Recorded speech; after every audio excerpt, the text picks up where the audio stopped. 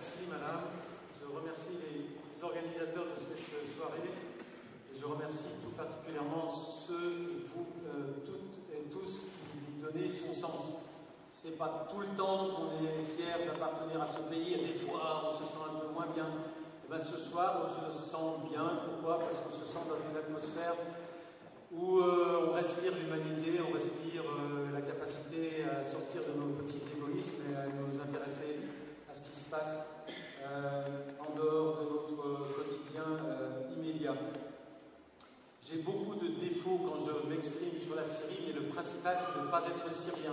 Donc j'ai toujours un petit complexe de légitimité et je donne souvent, aussi souvent que possible, la parole à ceux que j'ai côtoyés, à ceux dont j'ai recueilli les témoignages, parce que je les sens bien sûr plus légitimes de dénoncer le cadre de la problématique que j'ai construite pour résumer. Ça devient de plus en plus difficile de résumer la crise syrienne en 30 minutes, parce que la crise syrienne c'était 1 an, 2 ans, 3 ans, 4 ans, 5 ans, 6 ans, et l'exercice devient difficile.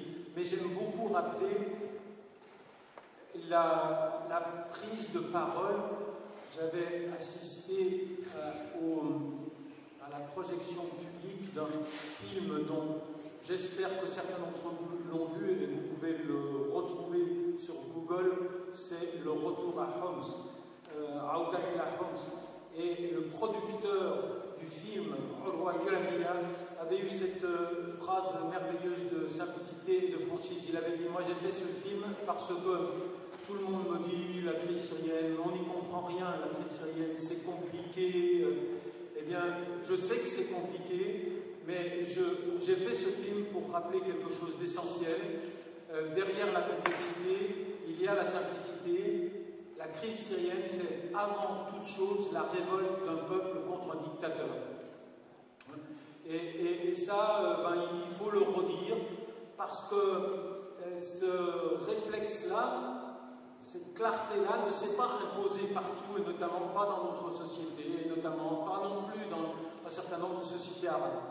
Je rappelle tout à l'heure qu'à Tunis, où je me trouvais il y a 1 mois ou 2, il y a eu des fêtes pour la chute d'Alep, qui était interprétée sur le mode de la victoire. Il y a dans tous les pays arabes des compartiments de l'opinion publique, il y a chez nous aussi des gens qui n'ont pas spontanément embrayé sur le drame syrien, qui n'ont pas aussi spontanément qu'ils le font, qu'on le fait pour la cause palestinienne, sympathiser avec les parents des 400 000 morts ou des 8 millions de déplacés. Il y a eu un blocage dans notre société et il faut essayer de comprendre pourquoi, il faut essayer de comprendre comment on en est arrivé là. Alors, c'est une révolution d'un peuple contre un dictateur, et je dirais maintenant, où est-ce qu'on en est arrivé? Il ne faut pas avoir peur de le dire, on est à l'écrasement militaire de la révolte contre un peuple. Donc il y a beaucoup de complexité, mais il y a aussi beaucoup de simplicité. Derrière le brouillard de la complexité liée à la multiplicité des acteurs qui sont impliqués, aux enjeux idéologiques, au fait que nous vivons une période qui est un tournant de l'histoire contemporaine. Nous sortons d'une phase de l'histoire qui est la fin de la Seconde Guerre mondiale. Nous sortons d'une phase de l'histoire où on pouvait s'accrocher à un certain nombre de certitudes, notamment le rôle des États-Unis. Non, un monde est véritablement en train de changer entre nous, et les Syriens ont payé ce prix-là en partie. Si on est arrivé à une configuration aussi complexe que des milliers de gens peuvent être assassinés sans que personne ne réagisse, puisque dans le meilleur des cas, on proteste verbalement, dans le pire des cas, on participe. Cet épouvantable consensus qui permet la pérennité de ce drame, il est lié au fait que nous sommes dans un monde complètement changeant, et c'est certainement pas l'envoi de troupes sur le terrain par Trump à la vieille mode américaine qui nous remet dans l'ère des certitudes. On est dans un monde qui a complètement changé. Alors pourquoi est-il si difficile d'expliquer la crise syrienne? C'est un ami syrien, il y a 3 jours de ça, qui a employé cette formule. Alors je suis obligé de lui restituer, ce serait méchant. Il a dit, de lui piquer comme ça, il a dit: le printemps arabe a donné lieu à une crise en Syrie. Mais maintenant, c'est plus une crise en Syrie, c'est la crise du monde en Syrie, et au détriment des Syriens. C'est le monde entier qui est en crise. C'est le monde entier qui se cherche, qui recompose ses alliances à l'intérieur du territoire de la Syrie, et vous connaissez l'expression, ils sont prêts à se battre jusqu'au dernier Syrien. Et donc cette complexité, elle va venir de cette internationalisation sur laquelle je vais revenir. Mais avant d'y revenir,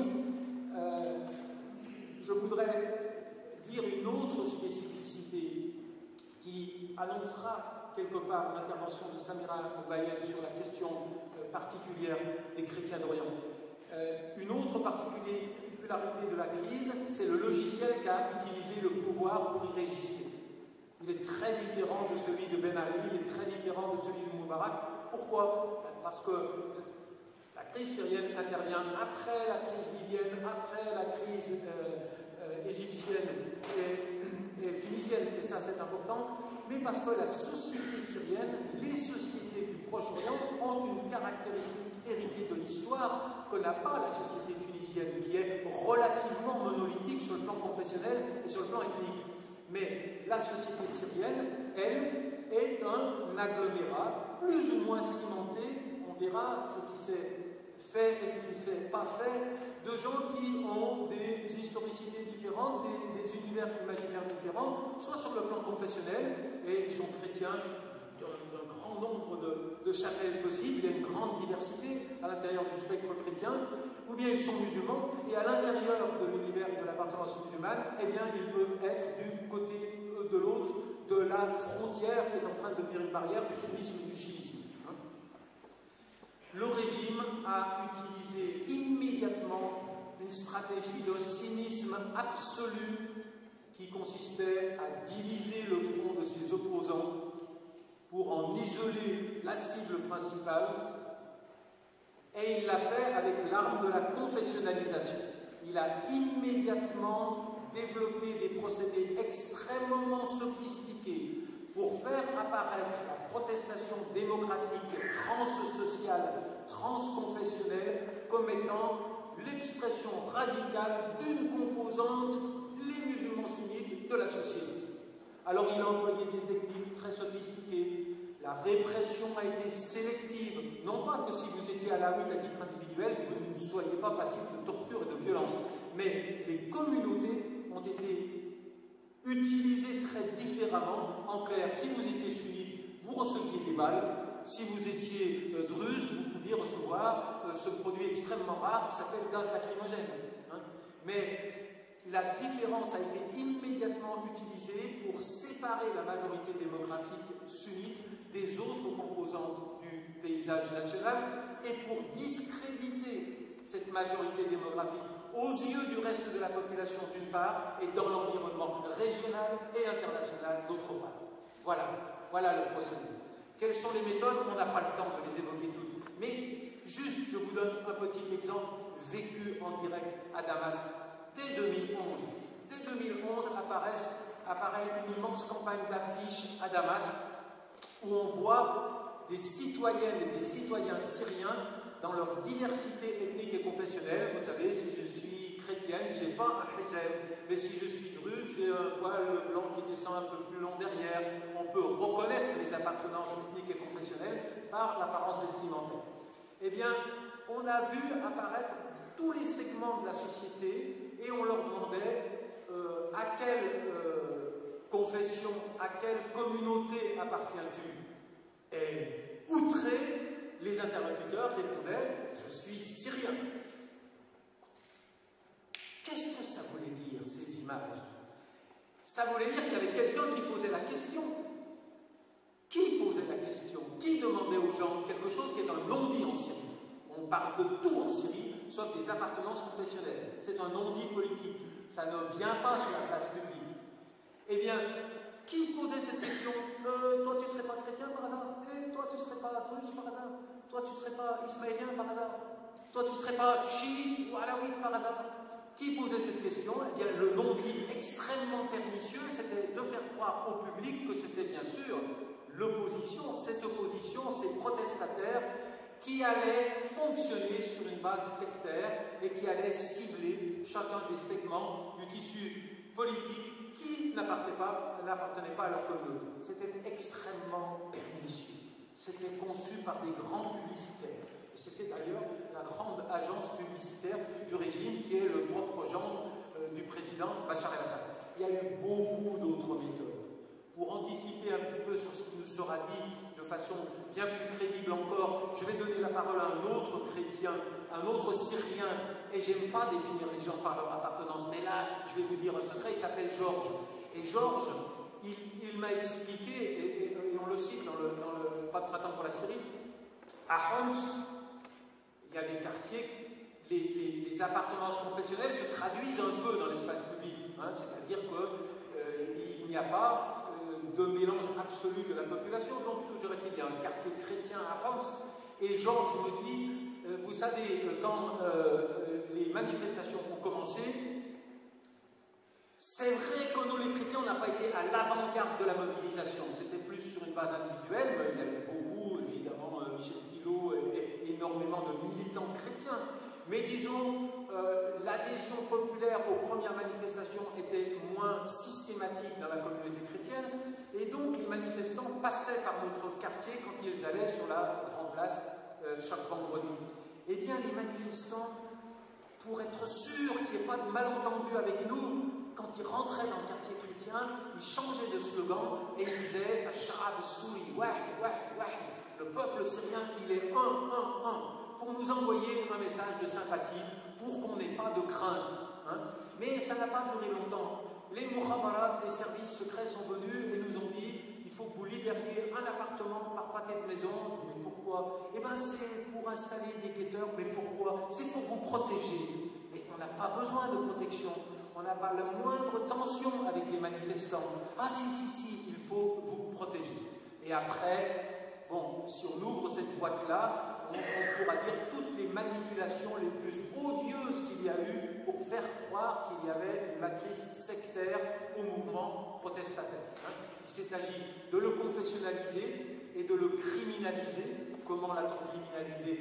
En facilitant l'excroissance radicale. Le premier geste du régime, c'est de libérer plusieurs centaines de djihadistes qu'il avait manipulés sur le théâtre libanais et dans l'espace irakien pour s'assurer qu'ils vont participer à l'excroissance radicale de l'opposition qui ne va jamais être ciblée par le régime. C'est encore un autre instrument qu'il va utiliser. Le régime et ses alliés russes jusqu'à la fin du conflit vont toujours cibler militairement cette composante de l'opposition qui était dangereuse politiquement car elle n'effrayait pas l'environnement régional ou occidental, et bien sûr on va laisser prospérer les radicaux dont on sait que de toute façon, et la prophétie s'est réalisée, on n'aura même pas à les combattre puisque, et là on est sur le terrain de l'action mais aussi de la manipulation, on sait très bien que les Occidentaux en viendront à entrer dans ce conflit par la porte de la lutte contre cette frange radicale qu'on a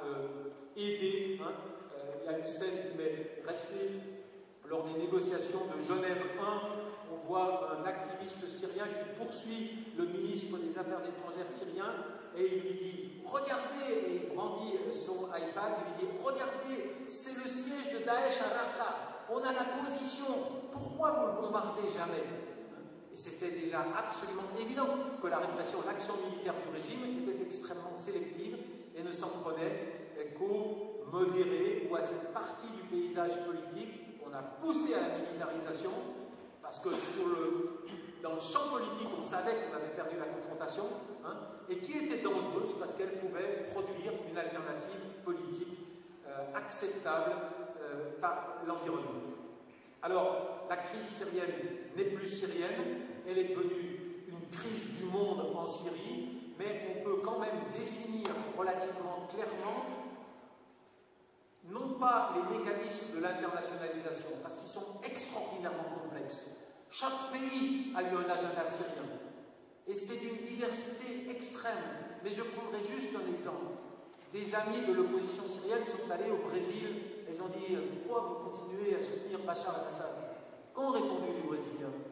On dit « Chers amis, nous avons ici une communauté, on dit syro-libanaise, nous avons ici une communauté de Syriens, elle soutient Bachar el-Assad. Si elle change d'avis, le Brésil changera d'avis dans ce conflit. Donc vous voyez, les mécanismes qui ont conduit chacun des États de la planète à avoir un agenda syrien sont extrêmement complexes. Certains sont réactifs. La Russie voulait nous faire payer l'Ukraine. La Russie voulait nous faire payer l'autre crise libyenne, la façon dont nous avions complètement extrapolé le mandat onusien et dont nous étions quasiment substitués à la population libyenne.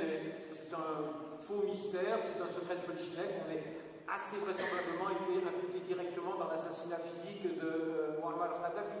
Donc il y a une grande complexité, mais il y a quand même une structure analytique. L'internationalisation a été asymétrique. Il y a eu ingérence étrangère. D'abord, il faut arrêter de dire est-ce qu'il aurait fallu qu'il y ait une ingérence. La crise syrienne sans ingérence étrangère, elle se termine en 2012. Si elle joue à guichet fermé, la crise syrienne, elle est vite terminée. Il y a eu une internationalisation asymétrique. C'est-à-dire que ceux qui ont soutenu le régime, c'est des gens bien. Ils ont fait le boulot sérieusement. Ils n'ont pas baratiné, ils ont agi.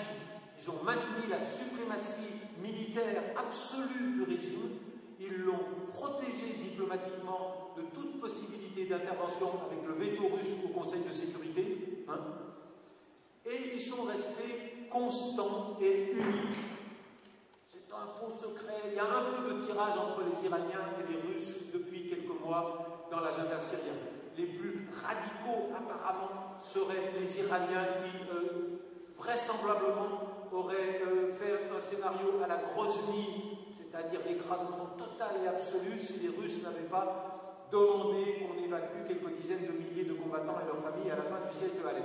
Mais disons que pour le reste, les soutiens du régime sont restés constants et efficaces. Les soutiens de l'opposition étaient très nombreux, étaient très diversifiés. Ils étaient tellement diversifiés qu'il n'y en avait pas deux qui avaient le même agenda. Il y en avait au Caire, du temps de Morsi, il y en avait au Qatar, il y en avait en Arabie Saoudite, il y en avait à Paris, il y en avait à Londres, il y en avait à Washington.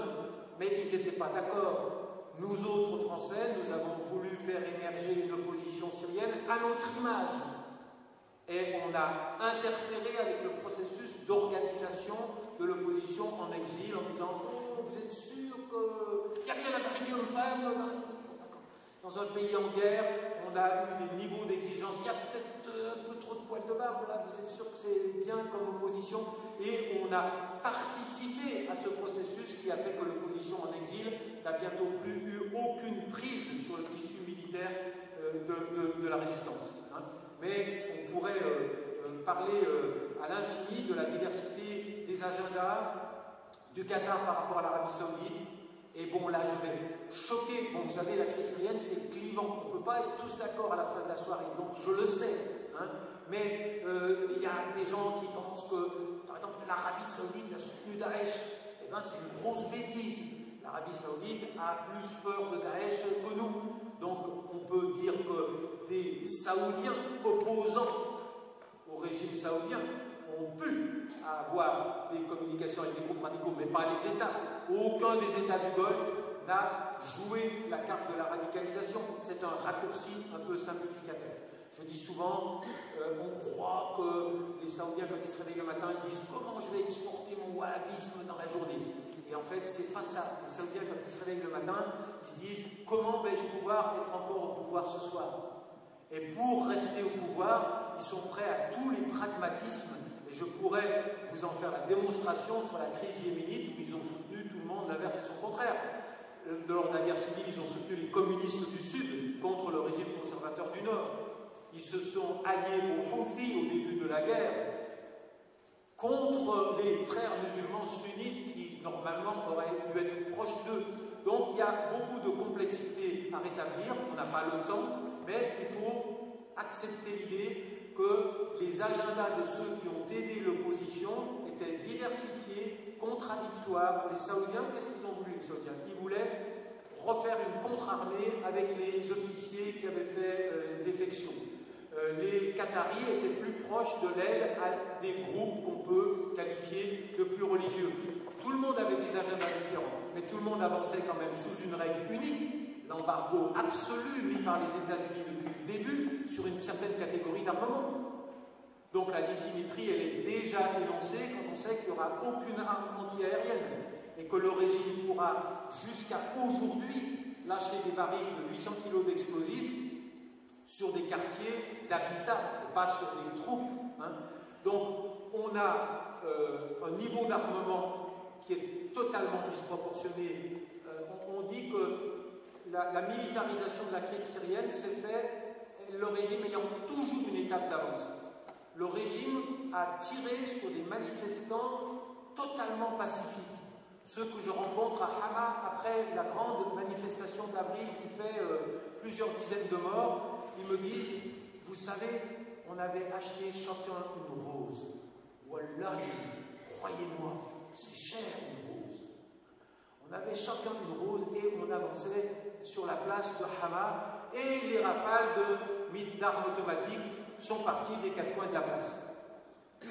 Il se trouve que j'ai interviewé celui qui commandait les forces de sécurité de Hama au moment de la répression de la manifestation. Il s'appelle Klaas, il est partie de cette famille de sunnites très connue qui a fait défection, il est en Jordanie. Il m'a dit, je vous assure François, on ne les connaissait pas ces types. Ils sont arrivés, ce sont des commandos qui ont été apportés en dehors de la chaîne de commandement normale des forces de sécurité. C'est comme ça que j'ai appris qu'il pouvait y avoir des alaouites kurdes. Il m'a dit, c'est des alaouites kurdes, il y a une région qui en a, et ils ont été amenés. Mais bon, le régime a tiré à la Kalachnikov sur des gens qui avaient une rose à la main. Quand, pour se protéger, certains ont pris une Kalachnikov, ils leur tiraient dessus au RPG. Quand ils ont eu leur premier RPG, on était déjà passé au stade de l'artillerie lourde, de l'aviation et, dans certains cas, de missiles extrêmement sophistiqués. Il y en a une pluie sur les villes du front sud de la Syrie.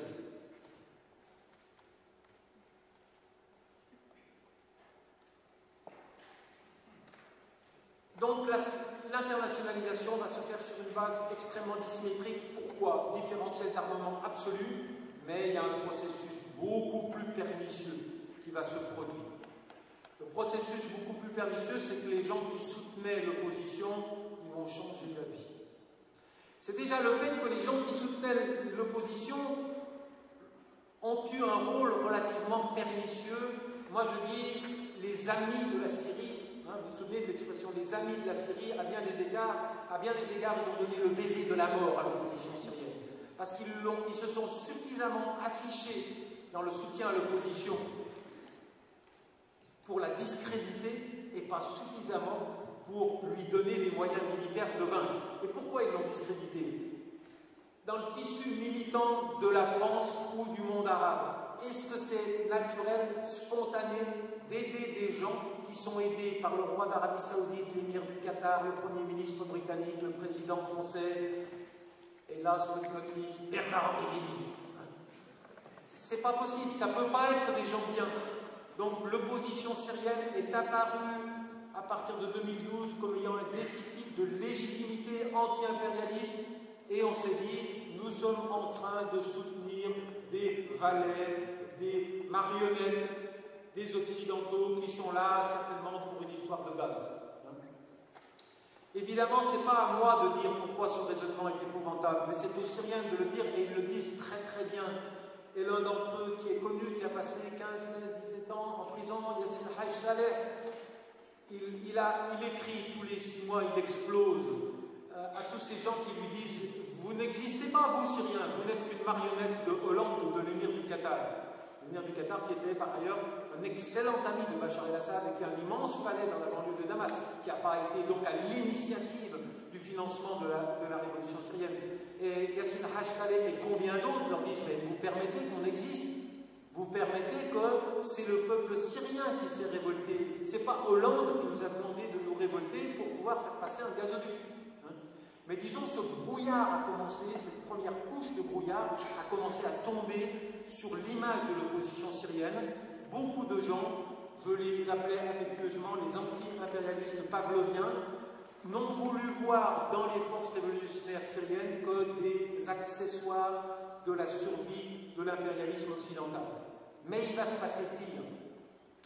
La révolution syrienne, au sens noble du terme, le grand mouvement populaire transnational, celui qui anime la majorité de la population, il va donner lieu à, on dit un train peut en cacher un autre. Là, le train de la révolution va cacher deux autres révolutions, peut-être vous n'aimerez pas que j'emploie ce mot, deux autres mobilisations protestataires qui n'ont pas le même logiciel, qui n'ont pas le même agenda territorial, qui n'ont pas la même temporalité. La première, eh bien, c'est la révolution kurde. C'est le mouvement kurde. Les Kurdes, ils ne veulent pas prendre le pouvoir à Damas. Ils veulent ce qu'ils n'ont pas eu à la fin du processus de décolonisation, c'est-à-dire la reconnaissance étatique de leur homogénéité relative, culturelle et linguistique. Eh bien, le régime va immédiatement s'en servir. J'étais à Damas à ce moment-là, vous avez prononcé, madame, le mot de Nowruz. Eh bien, on a fêté Nowruz comme jamais à Damas cette année-là. Et c'était nouveau, hein, parce que Nowruz est la fête iranienne, mais également kurde. Et les Kurdes ont, comme par miracle, les milliers d'apatrides kurdes ont reçu des passeports syriens, ça tombait en veux-tu en voilà. Hein, et c'était bien sûr un dispositif extrêmement pernicieux du régime pour faire en sorte que les Kurdes ne rejoignent pas le front nationaliste. Mais le pire était à venir, il n'y avait pas que l'agenda kurde, il y a eu l'agenda djihadiste, l'agenda radical sunnite, qui s'est développé dans les conditions que j'ai expliquées. Mais attention, pas uniquement parce que le pouvoir l'a fabriqué. C'est trop facile. Il ne faut pas aller jusque-là. C'est pas que le voisin. La radicalisation, on se met à plusieurs pour fabriquer un individu qui entre en rupture totale et sectaire. C'est une coopération internationale sophistiquée. Il a fallu l'ingérence américaine dans le tissu irakien, il a fallu l'ingérence iranienne qui est venue aggraver les déséquilibres, etc., etc. Il a fallu l'usage illimité de la force et de la répression. Il a fallu le discrédit par les Américains des groupes modérés qu'on a lâchés après les bombardements chimiques qu'on devait normalement sanctionner et qu'on n'a pas sanctionnés. Il y a toute une série de données factuelles qui expliquent, et bien sûr, la volonté du régime qu'il en soit ainsi, et la volonté de ses alliés qu'il en soit ainsi, et la volonté de mes peurs et des vôtres qu'il en soit ainsi, parce que c'est quand même tellement plus facile de résumer un conflit aussi complexe par l'émergence de l'islam radical. Mais c'était un peu plus compliqué que ça. Eh bien, que s'est-il passé? Les gens qui soutenaient la révolution syrienne, progressivement, en sont venus à se focaliser de façon très très égoïste sur leur ennemi, leur danger. Les Turcs, ils n'ont bientôt plus regardé la crise syrienne que par le prisme de l'irrédentisme kurde. Et le reste, ils s'en sont fichus. Et bien sûr, on a tout fait pour simplifier les choses. Quand les Américains arment les Kurdes pour combattre Daesh, je ne vous dis pas dans quel état on met Erdogan.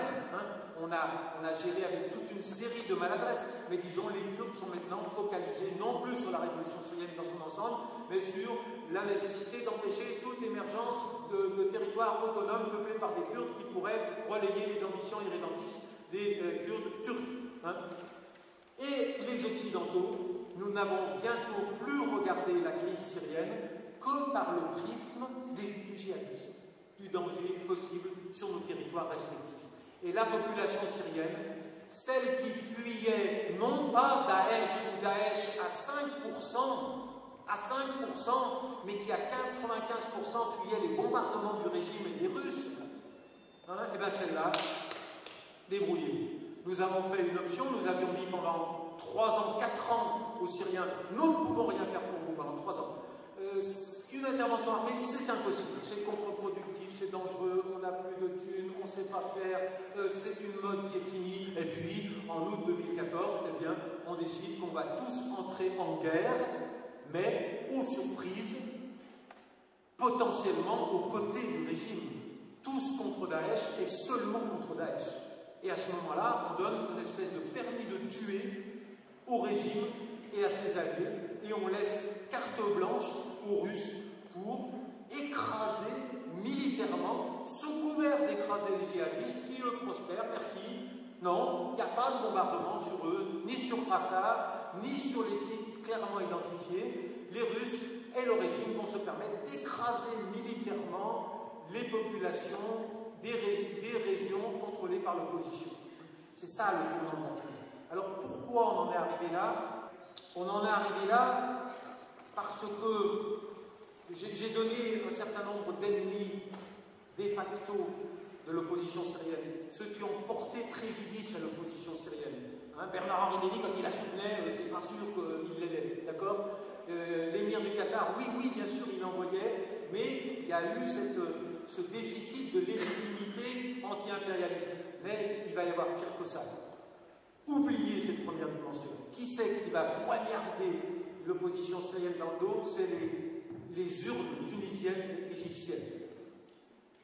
À partir du moment où les Occidentaux vont comprendre que les ouvertures des espaces politiques dans le monde arabe produisent une catégorie d'acteurs politiques avec laquelle on a un énorme déficit de compréhension, il faudrait en parler plus longuement, mais qui déclenche un réflexe émotionnel globalisant. Il n'est pas des nôtres, il ne boit pas son verre comme les autres, n'en parlons plus, on passe à autre chose. Hein. Eh bien, ce sont les résultats des urnes tunisiennes et égyptiennes qui ont irrésistiblement amené les Occidentaux à se désengager et à retrouver. La France est entrée dans le printemps syrien par la porte de la continuité. Madame Alliot-Marie a demandé à Ben Ali, vous ne voulez pas des matraques à manches plus courts pour taper plus juste, hein? Eh bien, nous allons irrésistiblement, après un petit périple de soutien aux dynamiques protestataires, revenir dans notre vieille posture. La seule chose qu'on aime faire, c'est casser du barbu. Ça, c'est une partition simple sur le plan électoral. Hein. La gestion de la crise syrienne, à partir de 2014, n'est plus une gestion rationnelle, cherchant à mettre en œuvre des solutions nécessairement complexes. On la gère de façon plus ou moins électoraliste, et donc on va rentrer dans cette simplification qui nous a amené où nous sommes. La conclusion, malheureusement, mais j'espère que je me trompe, et les pessimistes, qu'est-ce que nous sommes en train de faire? En simplifiant un tout petit peu, en forçant le trait, mais pas en allant au contresens de la réalité. En forçant le trait, à Raqqa, à Mossoul, à Halep, on est en train de donner livraison à des milices chiites ou kurdes des ruines des villes sunnites fabriquées par l'aviation internationale. Nous n'avons pas reconstruit le tissu politique qui permettrait la coexistence demain. Nous n'avons pas, ni à Mossoul, ni à Raqqa, ni à Alep, créé un nouveau rapport de force politique qui fasse que les gens qui en sont partis, c'est quand même terrible, on a évacué Alep, mais c'est les Russes qui ont évacué Alep, c'est les Russes qui sont les étrangers, c'est pas les Alepins. Hein. Eh bien, les Alepins ont fui Alep, on n'a pas produit une alternative politique qui fait que nous pouvons imaginer que les solutions que nous avons mises en œuvre, tous contre Daesh et seulement contre Daesh, ont fait autre chose que de reconfigurer la crise syrienne, de disséminer dans le temps et dans l'espace les problèmes que nous n'avons pas été capables de résoudre au cours des 6 années écoulées. Merci infiniment de votre attention.